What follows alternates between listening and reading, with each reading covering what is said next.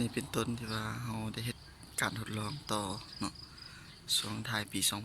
2019 มาถึงปัจจุบันนี่ก็เห็นออกมากเนาะเราได้ต่อมีมะม่วงแก้วแล้วก็มะม่วงแก้วเสวยเนาะเราเข้ามาเบิ่งนำกันอันนี้คืองามม่วงแก้ว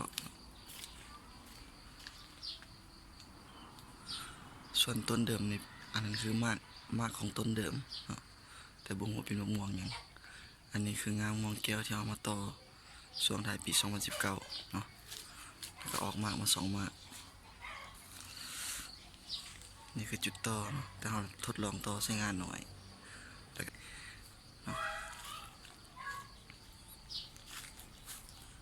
เป็นดอกมากติดหลายอยู่แต่อากาศแห้งแรงก็เลยดอกหล่นแมงก็เลยจับนะหมดอันนี้คือม่วงแก้วเนาะมากอันนี้ก็เลยเหลืองเขาพอมีตัวแมงจับนะ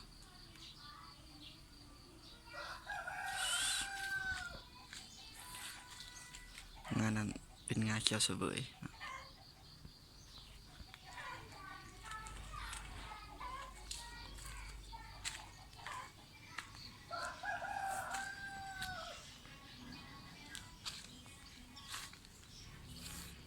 นี่คือเขียวเสวย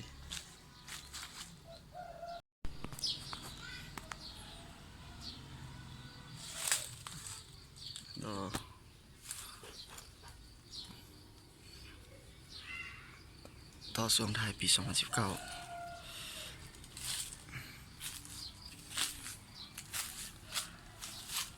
นี่คือเขียวเสวย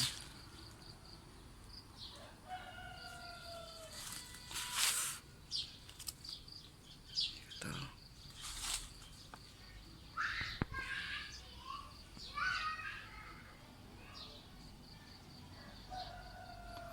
แต่ตัวนี้มันบ่ถึกแสงแดดเนาะมีงาใหญ่หุ้มปกอยู่ครับมันถึกแสงแดดมันอาจจะมีการขยายตัวคืองาม่วงแก้วเนาะงาม่วงแก้วถึกแสงแดด